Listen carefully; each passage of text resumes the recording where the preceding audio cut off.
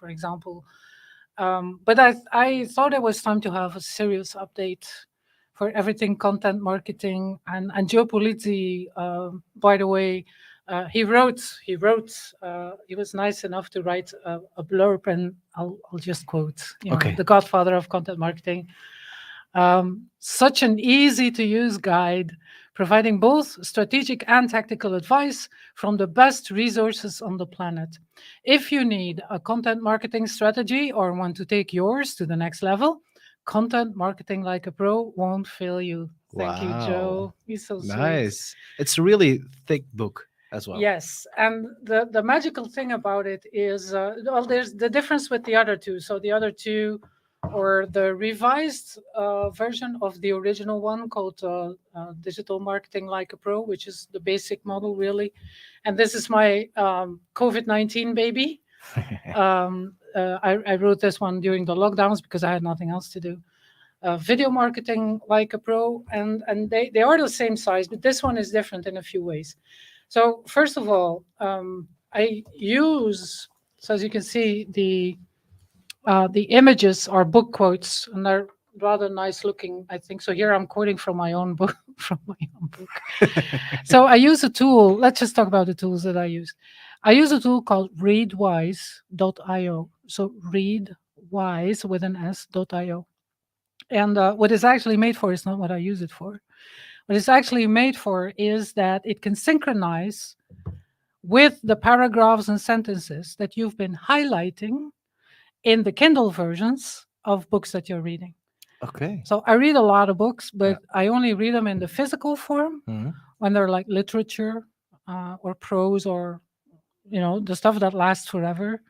But when it's like a management book or a handbook, I will read them deliberately in the Kindle format, because then I can highlight it with my finger and go back to these highlights. Okay. So Readwise, when you synchronize it with your Kindle highlights, it will send you an email every day based on your parameters. Like there's a slider where per book you can say, I want a lot of quotes from this book and a bit few from that one.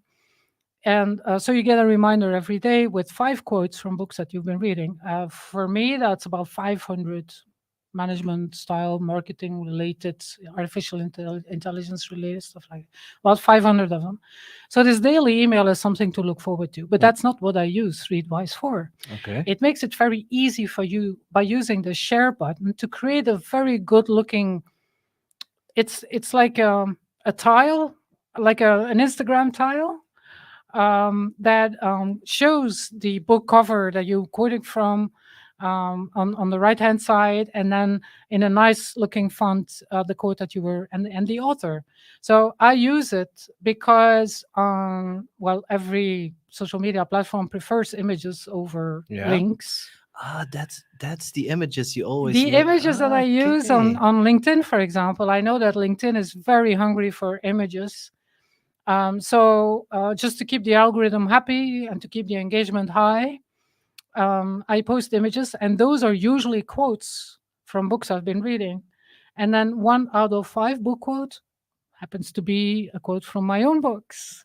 So that's basically how I promote my books on LinkedIn, Twitter, and Facebook. Is I use Readwise because it enables me to quickly create a very consistently looking, very good looking tile. And the cover is also in this? Automatically generated in Readwise. Yes, I highly recommend it. It's a very I was there from the start when there were like 3 people from Canada, young guys from Canada. And is it the paid feature? Or? I now use the paid feature. I'm not sure what it offers more than the non, but I just wanted to support them. And I use it basically for my business style content on social media. It's 90% of it is generated with readwise.io. So that's one tool I highly recommend. Then there's of course Grammarly. All of my books, every single chapter has been gone through this Grammarly filter. It's a great tool. I know it doesn't allow for a lot of languages. I think it only does like English, Spanish, and maybe 1 or 2 others. Not Dutch, unfortunately, which is my native language. But Grammarly is great. I know the spell check features of Google Doc and Word are great.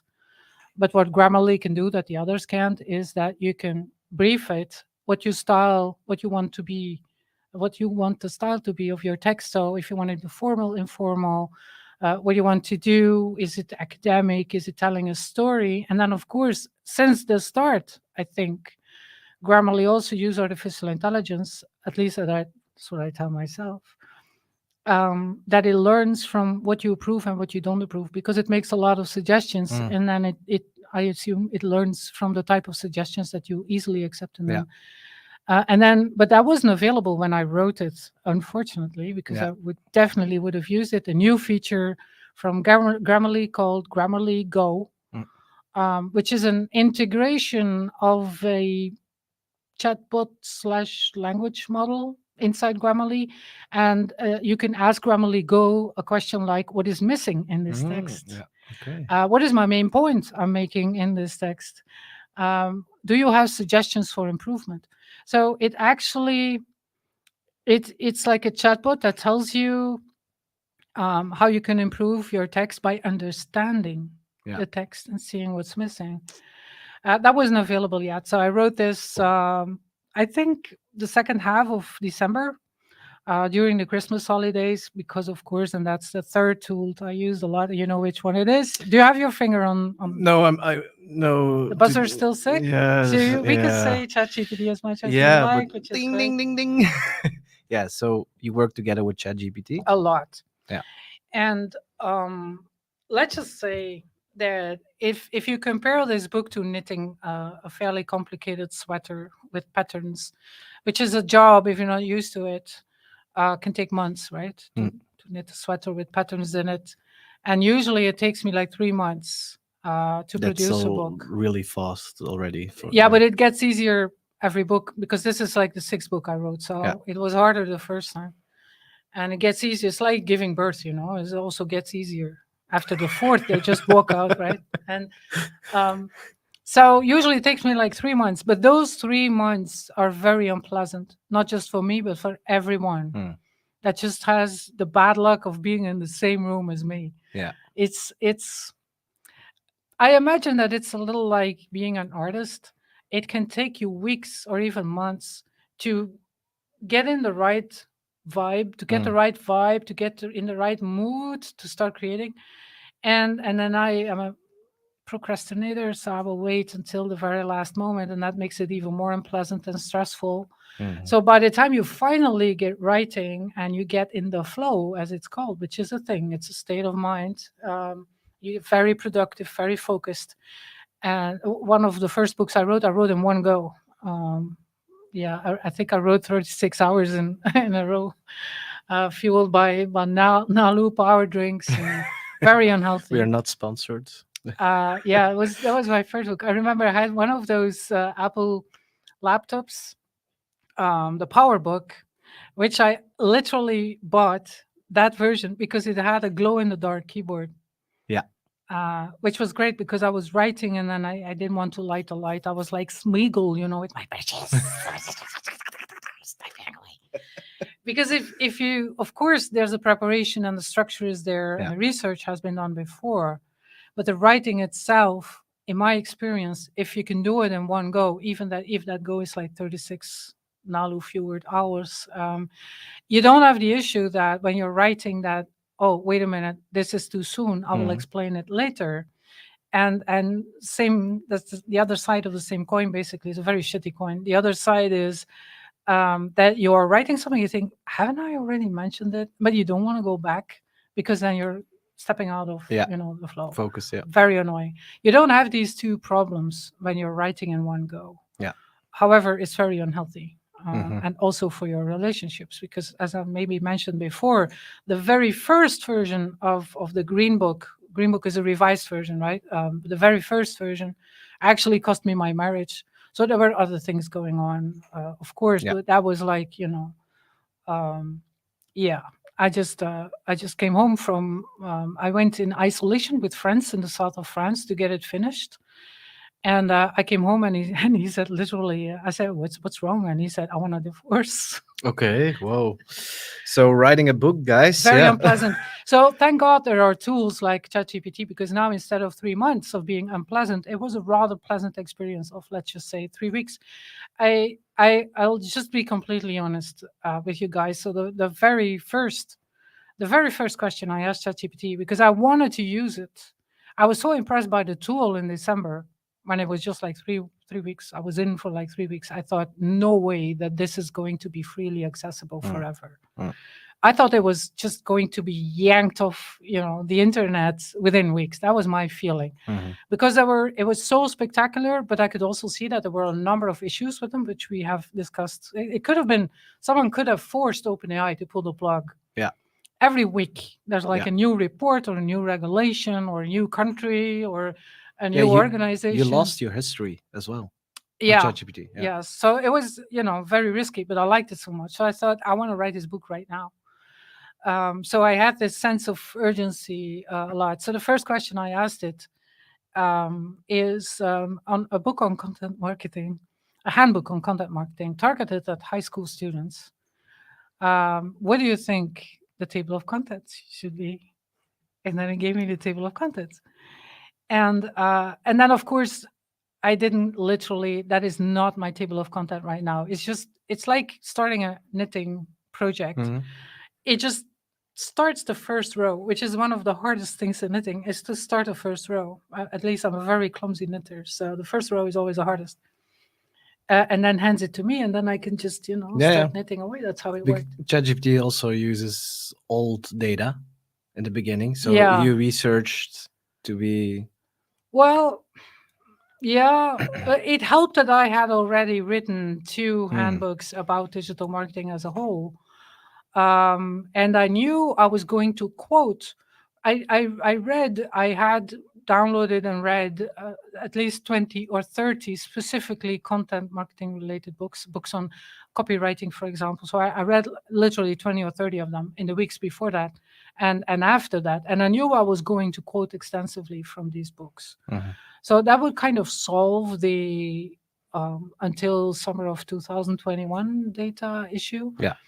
But what I thought was spectacular was that this is the chapter of so this is the title of one of the chapters in the table of contents in a handbook on content marketing for college students. So it was still very young back then. It lost context quite Yeah. often, and so the prompt was quite long. So write the chapter, and that's how the chapter started. It's not how it ended up, because I was very annoyed at ChatGPT. It would always end every single chapter with "in conclusion," and then a summary of what it was. And it's good that every chapter ends with a summary. I just hated the "in conclusion" thing, Mm.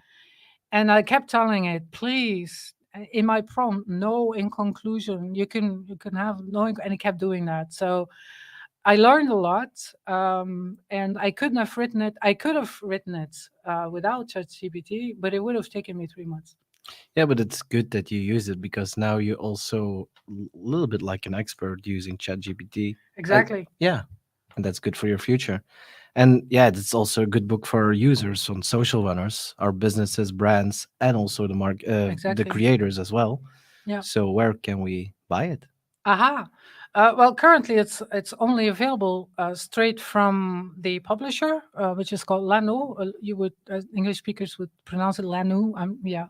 So LANNOO.be, and there you can search for content marketing like a pro. It's funny because on my author page I changed my name from Clo Willaerts to Clo de Willaerts, and I haven't told them yet because I kind of like the ring of it, Clo de Willaerts.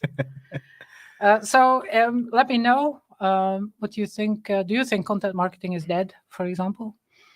The best feedback I had so far, which was by one of the proofreaders, she said, "Yeah, but everything you're describing is actually digital content marketing." And I hadn't realized it because and then thanks to her, the subtitle just below the headline says the all-in-one guide to digital content marketing, but because for me, any content creation involves at least one digital medium. So I was a bit surprised by the feedback, but she was right. Yeah. So I added it. I think every content creation today, so let us know if you agree. Every content creation today is digital. Yeah. Yeah, I also think so. Yeah, I'm a marketing agency with car wrappings and stuff like that, so that's also kind of It's always content. digital. It's always But creation is always digital. I see that more people want to be present online than and be paperless as well. Mm, So yeah, content is going fully digital. I think so. Yeah. Maybe the carrier eventually. For me, it really doesn't matter when you're writing a text or creating visuals, with the exceptions of video. With the exception of video, I think whether it's being printed on physical paper or it's put online or being emailed or I don't know used in an app. For me, the distinction is just unimportant. It's not important to me whether it's digital or not. Content is content. Content is content, and if it's only good content in a marketing context, if it converts. Yeah. So you can write fiction, of course. You can write fairy tales for children. It's perfectly fine. Doesn't have to convert to anything. But in a marketing context, don't create it if you cannot see some path to something that in the long run or in the short run will bring you money. Yeah. Or customers or both. Yeah, yesterday I loaned out this book, Yeah. and now you're here with this book. So maybe this Yes. guy wants to come back next week. Yeah, I literally know three people that said they have like an agency or they work with a lot of creatives, and then they said, yeah, I just casually mentioned the fact that I gave them one of the copies of my book, and then I'm looking at their bookcase and say, "Where's my book?" And then they will always say, "Oh yeah, there was this guy was here and he wanted to read it." And now I forgot. We must have lent it out or something like that. Or one of the students Yeah. asked if he could borrow it. Something. It's always a story like that, Yeah. and it never comes back, which I Hmm. take as a compliment. Yeah. If people, especially like young creatives, if they want to keep it, So this one is for me. Then I want to have an autograph of I will you. sign it. I will get. Yeah, Yeah. I will raise the eBay value because I have to sign a copy. Nice. Yeah. Okay. Let's have a quick recap of last week of so what we talked about last week and what the status is right now. So we talked about Reddit. Hmm.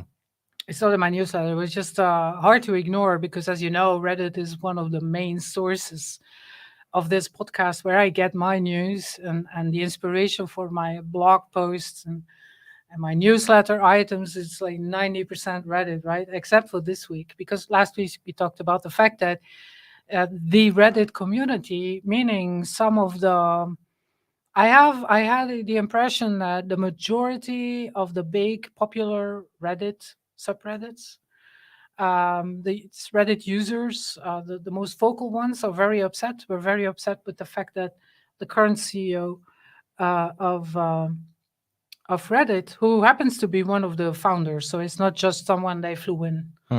It's someone who knows the community and has been part of it. He was inspired by, and I feel so free.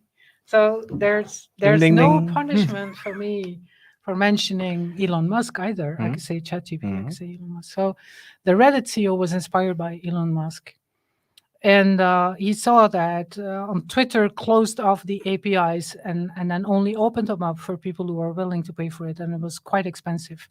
So then Reddit did the same thing, which meant that a lot of apps stopped working.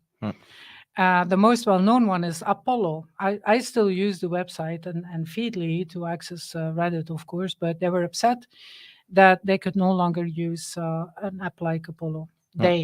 I think they weren't using Apollo anyway, but they were upset. And so two things happened in the community, except posts about we are upset and we have a bad CEO and he should resign and etc. So in the first half of the week until yesterday, 95%, and I'm not even exaggerating, 95% of the content of the type of subreddits that I'm subscribed to was about John Oliver. So John Oliver, I'm not sure he's got a very good. He's a TV personality, Mm. originally British, very popular in America, and so you can access his content on YouTube for free as well. He's the kind of guy. Well, let me think. He's like a smart version of Joe Rogan, really. Ah, okay. And he explains things but in a very, very smart way without being condescending. And he will, like a true journalist, will point out what the real reasons are that Trump this or that, or what the real powers are behind some scandal. So, and he's very good at that. And he was already kind of popular on Reddit because he rolls with it. So he becomes a meme and then he rolls with it. So there was this meme that he should get married to a cabbage, and then there's actually a picture of him with a real cabbage and they kiss each other. He just rolls with it, right? So, and he's not conventionally handsome or anything. He Mm. looks a bit like a nerd Mm. with glasses and but now 95% of the content in all of the subreddits that I'm subscribed to were variations on the theme of John Oliver is a very attractive man. Mm. Mm, Okay. yeah. Um, but that was still funny, it was still funny. And someone had asked him in the course of the week, what do you think of this? Yeah, and he said, yeah, I'm fine with this. But then yesterday something changed. So they started to post, and we're not even monetized on YouTube yet, but I No. don't want to do future, yeah. Yeah. Well, there's a number of swear words that you can't say, or you get, some algorithm very sensitive to a list of very obvious swear words. And let's just say it just quickly turned from John Oliver to this list of 6 swear words. So all of the titles would contain at least one fuck. Sorry, couldn't help myself. No problem. Um, at least one. So very swear words, dense titles and content, very not safe for work content. So they are, to quote Steve Bannon again, the dark force behind the first election of Donald Trump. They're flooding the channel with shit. Hmm. And why are they doing this? Because there was an announcement last week, I think, the unfortunate announcement, I think, or an internal email that got leaked. That was not an announcement, where the Reddit CEO had said, well, we're actually fine. There's no impact on advertiser revenue. And I think that's why they came up with this not safe for work content. Yeah. Because advertisers don't want to appear next to not safe for work content.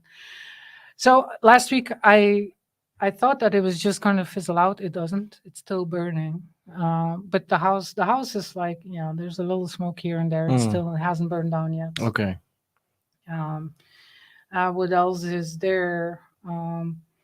Oh yeah, the AI thing. So the European Union AI Act has been voted. Oh, and We'll see. I mean, it takes a while. It's been voted. It's not public yet come into effect yet, but it will be implemented. So it is this AI Act where they talk about how dangerous an AI is depending on several levels, which I think is very sensible, but it will have a lot of consequences. So Stanford University has done some research and has looked at the leading AI models like OpenAI's GPT-4, Google's BART, and has checked them against the rules or regulations of the AI Act. And these two, it's absolutely, for Stanford now says that OpenAI's GPT-4 and Google's BART do not meet the EU AI Act. They're not compliant. So there are 12 requirements. And so Google and OpenAI don't meet all of the 12 requirements. So that will mean that they need to adjust? They will adjust, obviously. Or cut off Europe? It's either they can choose. They either adjust or they comply. They comply, and if they don't comply, they get either. Knowing the European Union, usually they will write out huge fines. If I compare to GDPR regulation, so that's it's not an act, it's not a law, it's a regulation, but they can still write large fines and you have to pay them. And then usually you have to pay them in GDPR, for example, the basis was how I think your revenue, yearly revenue. So if you are like a small medium enterprise, then you would get your fine would be if you break the rules, GDPR privacy rules, European privacy rules, you would get like a €2,000 fine. But if you were a big company, like Google-sized company, it will be like Wow. €500,000 fine Okay. because it's based on your revenue. So what I'm guessing is that the AI Act probably will base it not on the revenue. OpenAI is making money, but they're basically, I think, they will base this on the amount of users. And then ChatGPT alone has like 5 million users. So that's gonna be a very expensive accident. 5 million, 500 million, no? Oh, possibly 30 million. Wow, who cares? I mean, just 1 million more or less. We stop counting. Yeah. So the European Union is serious about enforcing the AI Act and then forcing everyone involved, every company involved with AI services or products to comply to their 12 requirements. So the benefits of being first is that you will attract users, mhm. but the downside is that regulations like this Yeah, can exactly. make you bankrupt as a small AI company. Yeah. Well, OpenAI has been around for OpenAI will be okay. 3 or 4 years now. But So, all the companies who are using the API of ChatGPT also will have. oh yeah, of course, the Yeah, whole that. business model. Yeah, if you're that's why you should never build your house on rented land, Mm. right? So, if you build a service on top of OpenAI's language models, for example, you pay a monthly fee. But yeah, if it's impossible for OpenAI to comply, there goes your whole business as well. And yeah, that's actually a very good remark. So to be continued, Yeah. Midjourney has version 5 out. I haven't been able to test it, but everyone's Oh, I'm very using excited. Midjourney every day now. Yeah. I Oh, remember like about a year ago when all of these were, launched and in beta and it was Dolly, the first one, Stable Diffusion, the one that Canva.com uses, for example, and then Midjourney. And they were all three of them were pretty spectacular, but now Midjourney. And then there's also Firefly, Adobe's Firefly, right? When it comes to innovation and being the first one in the innovation race, I think Midjourney is winning. yeah, So that's Midjourney. Did you saw my post of I will have a daughter? yeah, Yeah, congratulations. thank you. And one of my how do you say it? I'm impatient.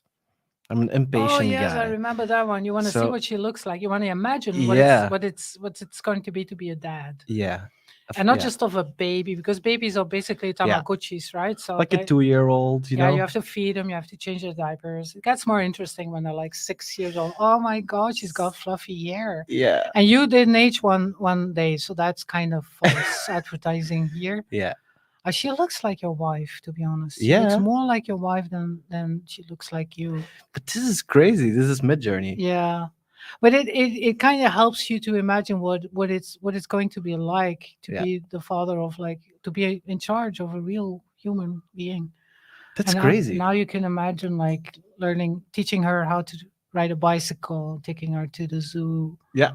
So, So what I want to do is like bringing an adventure to the people already, doing stuff with my daughter, like surfing in Hawaii with a shark, and she's laughing with me while I'm scared, stuff like that. yeah, yeah, yeah. And I want to see if some of these girls will look like her in the future. And Yeah. that's Oh, that's going. Oh, you can compare. You might try to recreate the pictures that you should keep them somewhere safe, yeah, like on a lossy external yeah. hard drive, I'm doing somewhere this. safe, and in print, high quality photo Yeah, paper, so that when she looks like 7 in these images, when she's 7, you can actually recreate them. yeah.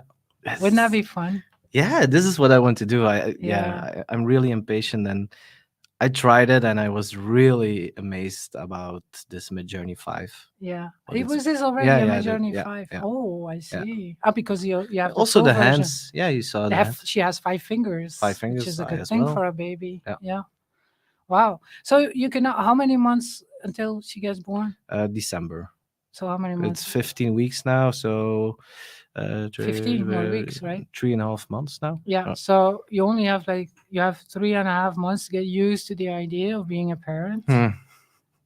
That's No, no, not we are 3.5 months far, so it's still 5 months, let's say. yeah 5 months. 5 months. So you have like 5 months to get used to the idea of being a parent, and Yeah, AI is helping you yeah.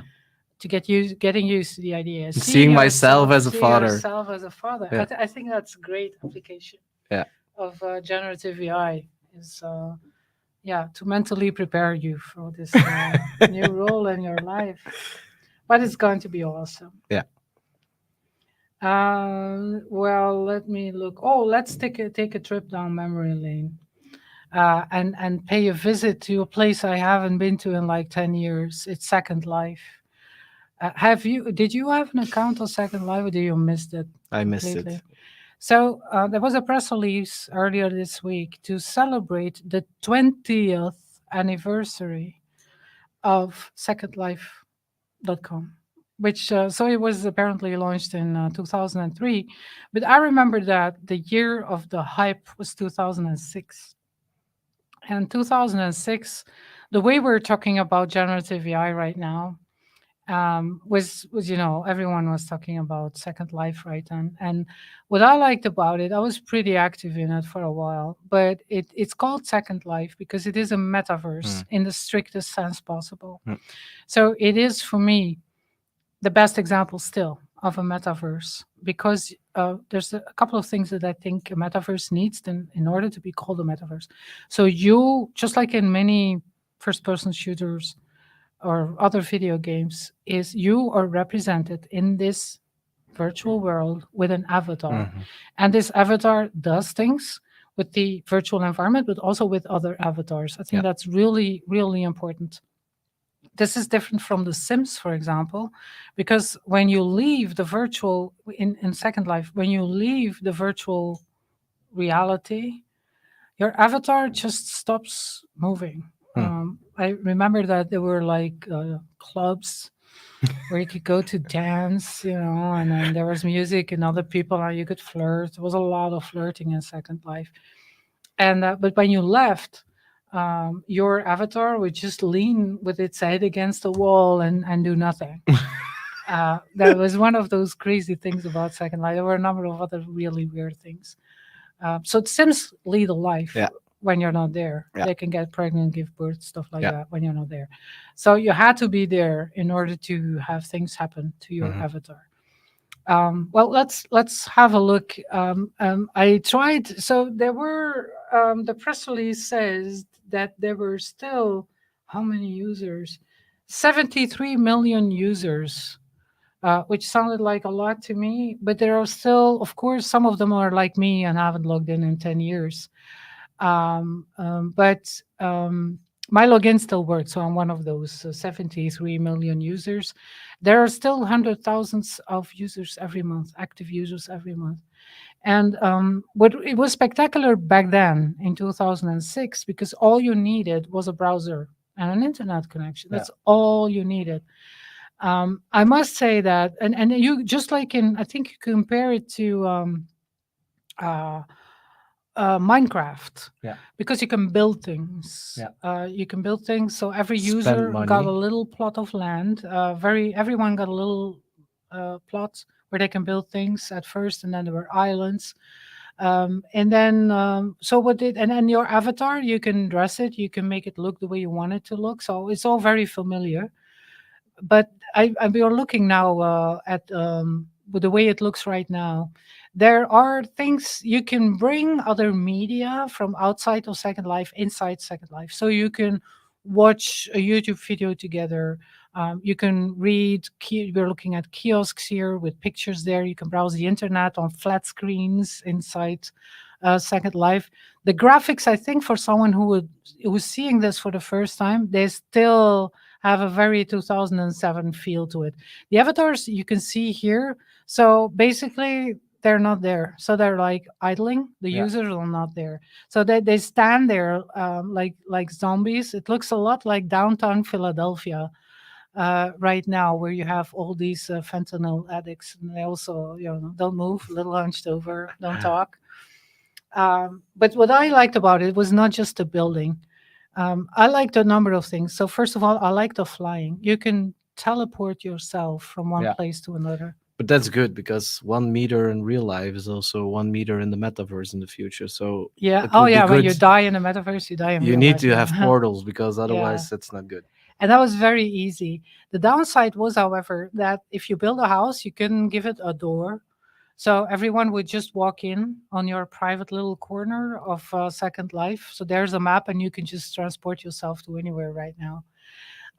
And so some people actually built their houses on very large poles. You can see a number of them here.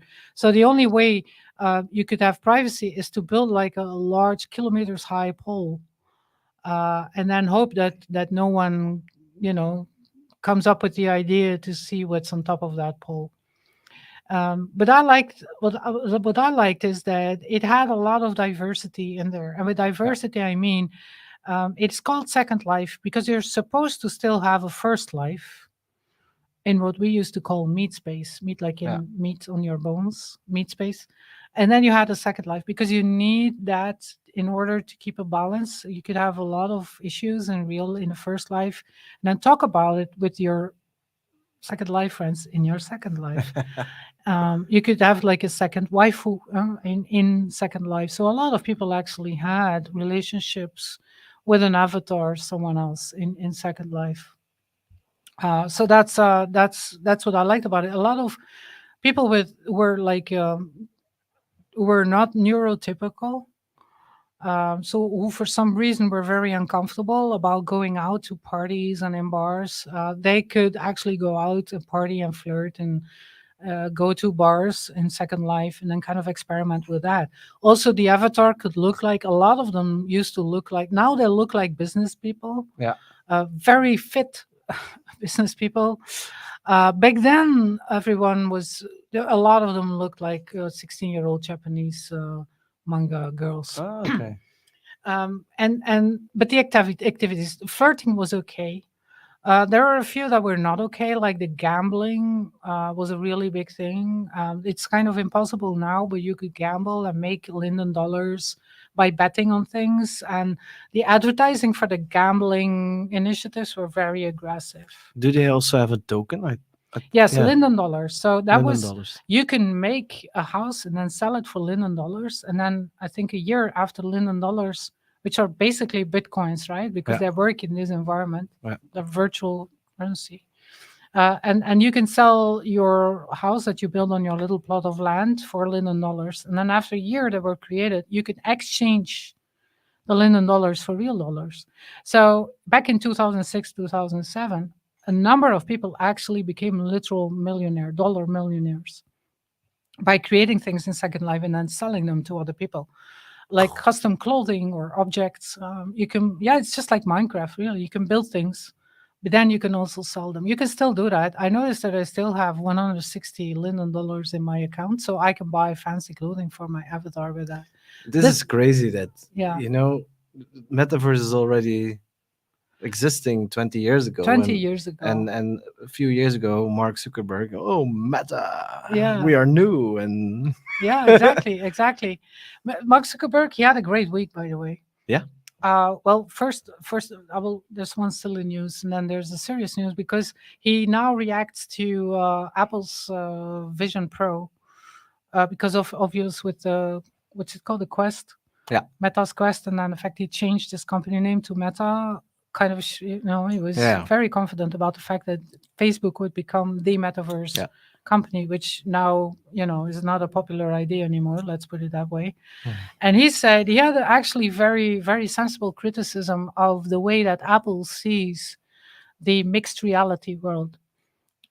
he said it's actually there's this young lady sitting on a couch on her own, and his criticism was rightly so. I think it appears to be something that you do on your own, a very solitary experience. Well, he says that his vision of the metaverse is that you do things with other people in the metaverse, and that's true, because I remember that I used to use my Quest to play ping pong with someone, and when he wasn't there, I would play ping pong against the AI. Yeah. But the most of the apps, you dance with people, you box, you train with someone, Yeah. and if there's not someone available in the metaverse, you would just do your thing with an what they would call in gaming non-playable character, right? So that was actually very sensible. And the second thing is, of course, and now that I can say Elon Musk as much as I want, so Mark Zuckerberg, people would kind of laugh at him because he's this, Alien. yeah, he looks, yeah, A little bit like ET. yeah, he doesn't have a lot of facial expressions. No. And there was this image of him sweating in I think it was Congress, defending Facebook, and he was sitting there very uncomfortable, very pale. And then people were kind of making fun of Mark Zuckerberg. Before that, he was like evil Mark Zuckerberg. That was just after the Cambridge Analytica privacy scandals, and so that was even before the privacy scandals. Congress looking like a wax doll, basically. But now it's turning because he was quiet for a number of years, very very quiet. But he's into mixed martial arts, and I think he's specializing in is it taekwondo or is it karate? It's one of those, and he got a blue belt. So he actually went into a real competition wearing a face mask, which regular face mask, so people didn't know it was him, in a group, so they didn't know it was him, and he got a blue belt in taekwondo. I hope that's high. In judo, it isn't. So I don't know who started it, Mark Zuckerberg or Elon Musk. But the thing that's going on right now is that they are challenging each other for a martial arts match. Really? They do. Oh, nice. Yes. And so Mark Zuckerberg said, tell me where. And then Elon Musk said, tell me when. So they kind of like puffing up their chest. And now people are voting, they're betting on who would win. Because Mark Zuckerberg is pretty good at martial arts, but Elon Musk is a lot taller. Yeah. So Elon Musk is like 6'2". It's like- Yeah, but he's also very out of shape. Yeah. I think he's very out of shape. He breakfasts on donuts. That's all I know about his lifestyle. But he doesn't look very fit either. He's a little overweight. While Mark Zuckerberg is now, he's fit. You could see he's really fit, and he's trained. So what will make it even greater is that if this match, it's going to be live streamed, obviously. Yeah, It's yeah. going to be the event of the Pay-per-view. year. Yeah. Yeah, I don't care. I would pay. It's going to be the event of the year, right? So Yeah. a match between these two is that Joe Rogan, who started off as a martial arts professional. Yeah. So he knows a lot about, that he would comment. Yeah. Oh my God. Wouldn't that be great? Oh my God. Yeah. That would be like the greatest thing after the moon landing. Yeah. And maybe Felix, what was his name for Red Bull? He jumped space. He jumped. Oh, to yeah, Earth. yeah. That's maybe number 2, number 3. This is a new number 1 if this would happen. What I think so. People are betting on Mark Zuckerberg, by the way, because in martial arts, it's not about brute force No. and how tall you are and your weight. It's about technique and tactics and But strategy. if it's boxing, I will vote for Elon. You do? Yeah, if it's boxing. Martial arts is something different. It's like Conor McGregor and Mayweather. Yeah. Conor McGregor But also. it's all about bluff, being able to bluff, making decisions on when to fake an attack and when to really attack, when to be defensive, when to be. I mean, it's about that really. Martial arts. It's not about the physical part. Physical part. I mean, having a good physical condition helps. After like the first 12 minutes, there's a big difference between someone who's been working out and someone who hasn't. But I think the only way Elon Musk could win is by cheating. and I think he would. uh, I think he would cheat. He would actually prepare by trying to find loopholes in the contest in the competition rules, and then he will pull off something crazy that is just narrowly allowed in the rules. yeah. Like the way you do magic tricks when they say, "Can you lift this egg without breaking it?" Stuff like that. And then usually the solution to this kind of Yeah. riddles is that you have to think outside of the box and outside of the rules and do something that nobody told you that it wasn't allowed. Yeah, And like that if you nipple would do it, twist. Like, uh, or maybe if Mark Zuckerberg actually got scared and didn't dare to win. But I think he's the better sportsman of the two. yeah. So, well, So so you that's the thing. you'll Wow, vote. what a time to be alive. Yeah, you will vote also for Mark. Yes. Yeah. Yes, because I've seen videos of him during the competition, and he's good. He's good. Okay. He's got the techniques. He's doing everything right, which is within his personality, his typical personality trait. He wants to do everything right, so that's how he fights. But what is the difference between their length? It's a lot. Yeah? I mean, yeah, it's it. I think how Mark is I going know. to I know his Elon Musk shoulders. is 6'2" because he keeps mentioning it Okay. as an alpha would, Thor Buckerberg in let's just say in meters first. Oh, it's 1 meter 71, 71. which Oh, is like my size. He's yeah, my that's size. small. And then in feet. So for the ones who are using 5'7". That's So a if lot. this were a Tinder profile, we'd say 5'9". Yeah. But it's 5'7". So the difference between 5'7" and 6'2" is a lot. Yeah. So that's actually, you can get a lot of, if it's a punching game, you can punch down. Yeah. Which can so already, and this is just silly Google, right? So even my boyfriend being the app in creative mode, the odds right now are 20-1 on Musk winning by a knockout or a technical knockout. Oh my god. On Musk winning 20-1 on Musk winning by a knockout or a technical knockout, with 20-1 on Zuckerberg winning by the same method. What does it even say? It's in creative mode. Yeah. What does this even mean? Well, bookmakers are taking bets and they're the real winners. Okay. Because they're getting the money anyway. Yeah. Oh my god, nice. Yeah, what a time to be alive. Yeah, let me see. Oh, okay. So one last thing that I enjoyed thoroughly, besides this walk down memory lane to Second Life, because I only have good memories, but there were a number of things going on in Second Life that were not okay. So one of them was that people would have an avatar that looked like a 12-year-old girl and then prostitute themselves inside Second Life. Really? Yeah. So of course it's not real prostitution. No, but the idea it's a bunch of pixels doing things with another bunch of pixels, but they're asking money for it. So that was one thing. Another Jeez. thing, so the gambling was bad, the pedophiles were bad, and the furries, they were not necessarily bad, but I first heard about furries, grown-up people who enjoy. You see them at the local Comic Cons as well.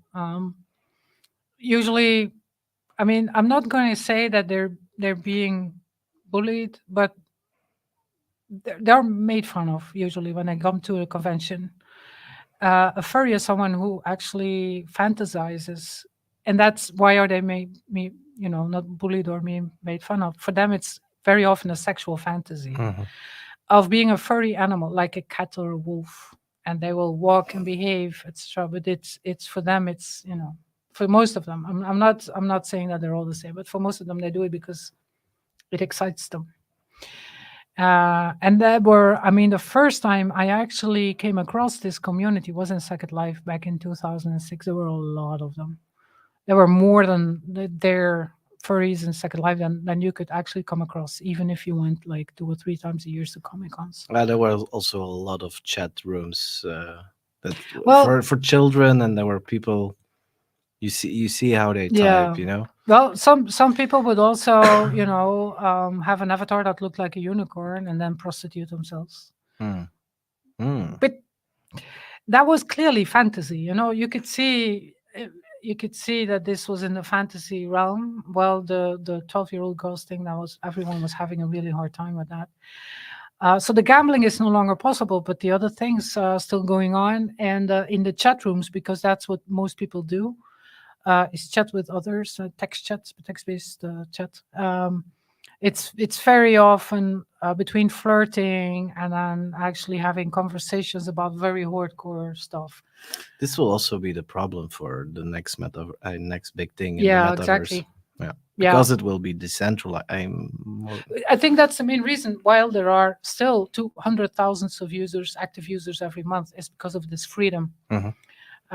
What happens in Second Life stays in Second Life. It's very hard, except if you do screen recording and take screenshots. But then nobody's using their real name. So I already gave away my name in Second Life because I was more there to, well, yeah, I did flirt. But it's Um, not attached to an email address. yeah, but how can you do illegal things in Second Life? It's very hard. Hmm. You can incite to violence, you can be racist, but then you could just get banned from Second Life. I mean, problem solved. Yeah, another Um, account and finished. if your avatar looks like a 12-year-old and then asks money, because it's not really, there's not a lot you can do with your avatar. You can just walk around and dance a little. That's about it. You can't undress. You can't have sex. You can buy things where you can more or less. There were obviously plugins and other things but it's still all pixels doing stuff with pixels. Mhm. Hmm. So for like Belgian legislation to actually find a law that applies to what you're doing there is very hard unless there are first life consequences. So I think it is this freedom that still explains why there are still hundred thousands of active users every month. But it's not for children, no, definitely not. Definitely not. It's a thin line between freedom and doing harm. Yeah. One of my favorites of the internet, so Second Life, great. I mean, happy birthday, Second Life. 20 years, wow. They grew up so fast.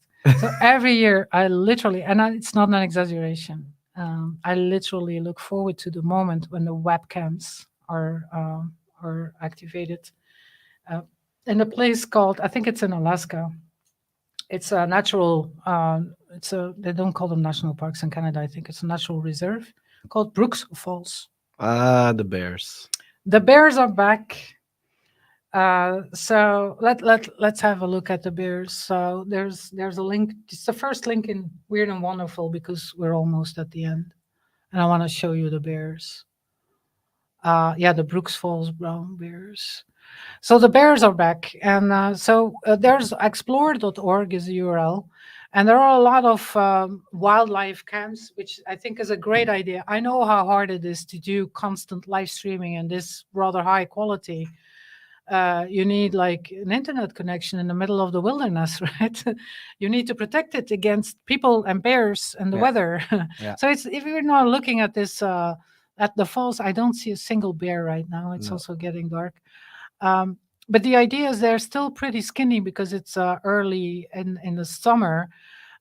So they're what they're doing. Yeah, there's a lot of other river. Here's the bear, very skinny looking bear, right? Yeah, So yeah. very skinny looking bear, and what they do all day long. And this is a very young bear, as far as I can see. What they do all day long is sit in the middle of the river and then just let salmon fly into their face. And sometimes they're able to catch them and they eat them. And sometimes they're bigger among each other. So there's this whole social hierarchy. They adjust also the cameras. Yes, Wow. I think the viewers can do that, if I'm not mistaken. Now, what is the idea of the particular bear cam is that you can vote on your, because they all have names. My favorite one is called 747. And he's been the winner a couple of years in a row because he is huge. 747 is huge. That's why he's called 747. The idea is that you can vote, you can bet on the fattest bear. So you can now, the votes are not open yet. There you can see the salmon jumping upstream. It's very spectacular Yeah. because not all of them make it. So they're trying to make it upstream, as you know, to spawn somewhere. Yeah. Uh, and um, and that's where the bears catch them. All they have to do is just keep their mouth open. Here's one that just got a bear, just caught a fish. This is still skinny because Very skinny, but there will be fat. I promise you, there will be you showed me. enormous. Yeah, yeah. So sometimes they are so heavy. So there's this slope. So the river side has a slope, and they're so heavy that they barely see what I did there. They barely make it up the slope. So they try to clamber up the slope, and then they go like they slide down again because they're too fat. Ah, nice. So you can. The votes are not open yet, but my votes, as every year, are on 747. Because he's one of the older bears, and he might be one of them right now. And he has this talent of gaining like hundreds of kilos in a couple of months' time.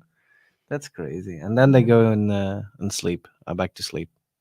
And then they hibernate. Yeah. Yes, they go into hibernation. That's why they do it, right? They have to be fat in order to hibernate. And then they slow down their metabolism. Okay. There's something happening here. I'm not sure what. They're making little bears. Yes, okay. Okay. And then there's another bear going like, oh boy. They're at it again. Yes. And then the final one I want to show you is a robot. I know it's been a while since we talked about robot, but you have to see maybe this 2 one. weeks, yeah. And it's called the Flamebot 9000. Officially, the official product name is a Thermonator, which I don't like. I kind of like Flamebot 9000 is a lot better. So it appears to be built on top of a Spot, the Boston Dynamics. Yeah. No, it's a different one. It's not Spot. Do we need sound? But what this one has is a flamethrower on top of it. So what it can do, it now is pretty useless here because everything is already on fire. So why would you send in a robot with a flamethrower?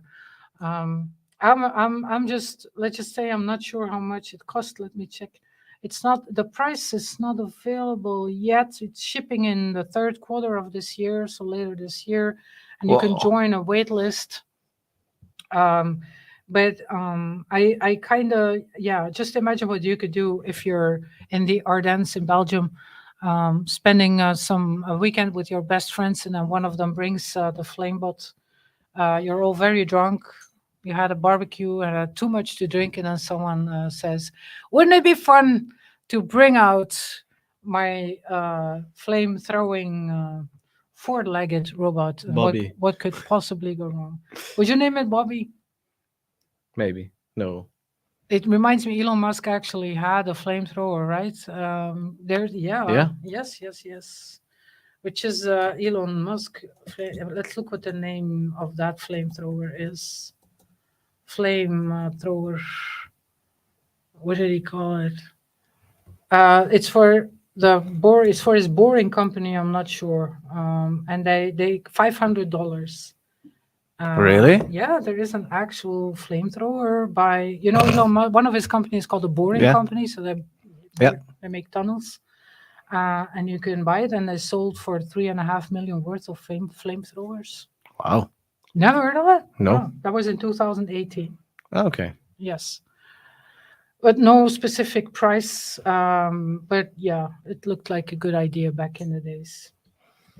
Yeah, well, that was all for that's all. And now Chaos and Amazement you and will leave next week, or you're back at the No, studio? what I'm going to do so the coming week is going to be pretty normal to my standards. It's just wrapping up the school year. The week, but I will be here on Friday. Okay. I will be here for a number of weeks. But the week after, I'm going on another pilgrimage, even though I swore never to do it. I'm going to do a part of the pilgrimage route that starts at the Dutch border and it ends at the French border.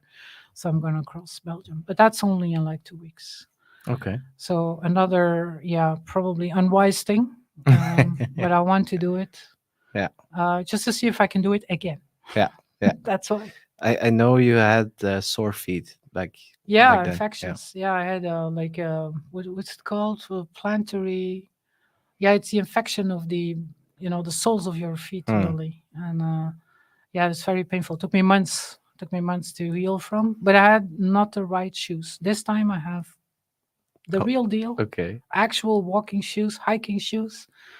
And this time I tested them a couple of times, and it should go well this Okay. time. Famous last words. So with this detail, Yeah, we're going out. And thank you for watching once yeah. again. And yeah, start subscribing, liking, yeah, sharing. You can do everything and Buy the buy the book. book.